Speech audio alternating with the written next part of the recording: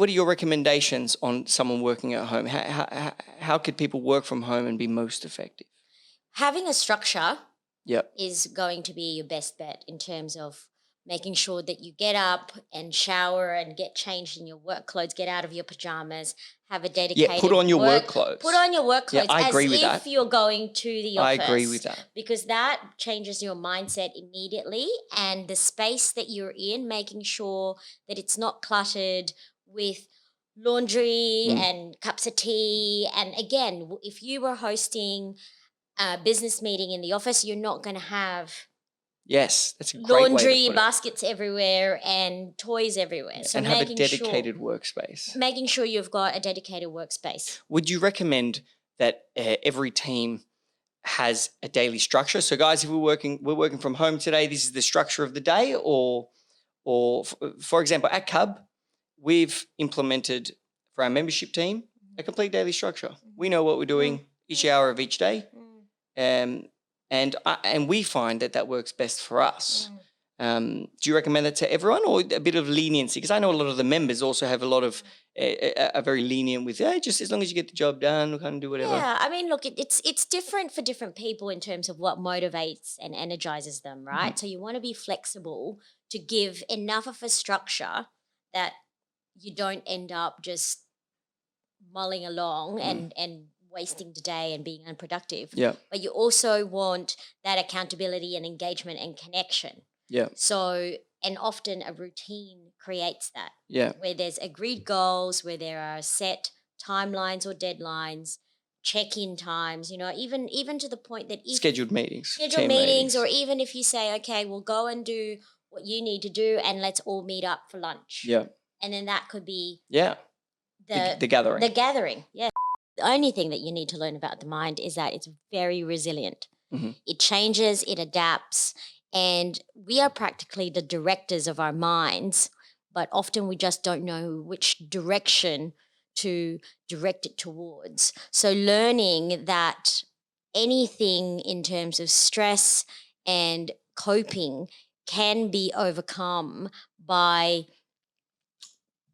creating ideas that are going to be beneficial and useful rather than creating feelings of fear and panic.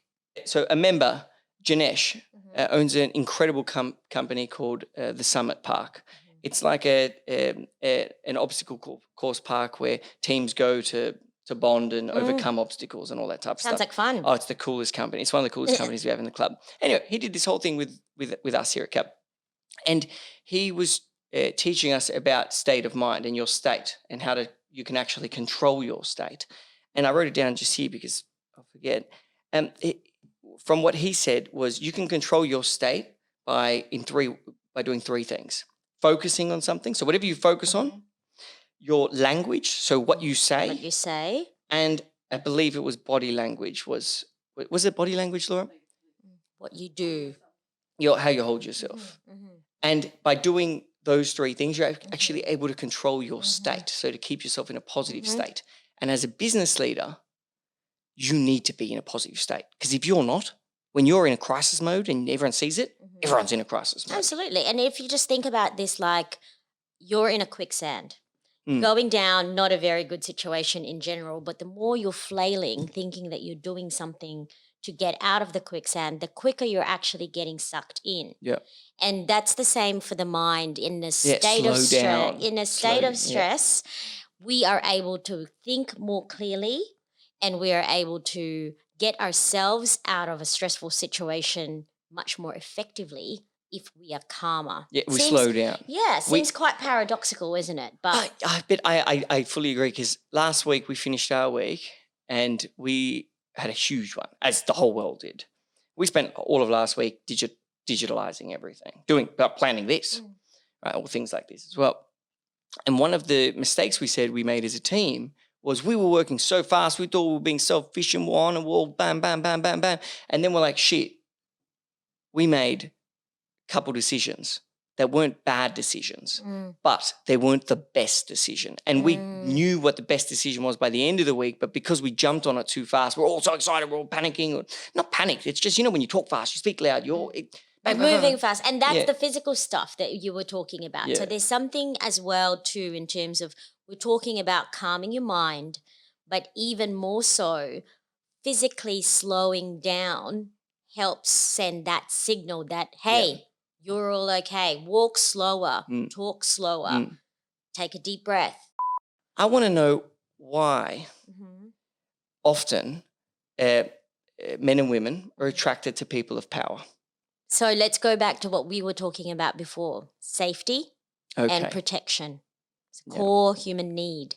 So there is a perception of being with a powerful individual means that your life is covered. I'm safer. Yeah, I don't have to worry about and I don't mean that necessarily just in a superficial way. No, but this person is intelligent. This person is, able to attend to a crisis. I'm safe. Yes. And the more that we see that in somebody else, the more we want to gravitate towards that. And do you think men and women have different views on what safe is? Yes. So because what I would look at safe is probably that support, that love. They're there. It's unconditional. That to me would be safe. But to a partner of our members or mine, maybe their set version of safe, or a woman's version of safe is maybe they're looking for something different. Is that true or is that false? Or no, it's true. Well, your version of safe will be your imprinting that has been shown to you when you were growing up. What you got or didn't get. So it's what you're born. Yes. So your significant evolution other plus your family experience. Yes. So if you grew up in a certain way, you will be looking for characteristics similar to that of your caregiver, because that's familiar. And so then I gotta find a adult, nice Mexican lady like my mum. And then as an adult, what happens is that gets transferred to your partner. And it's interesting, isn't it? Yeah. And that's why psychologists always asks what your relationship is with your mother and that's and why, your father. Really? And that's why, well, mine's fantastic. But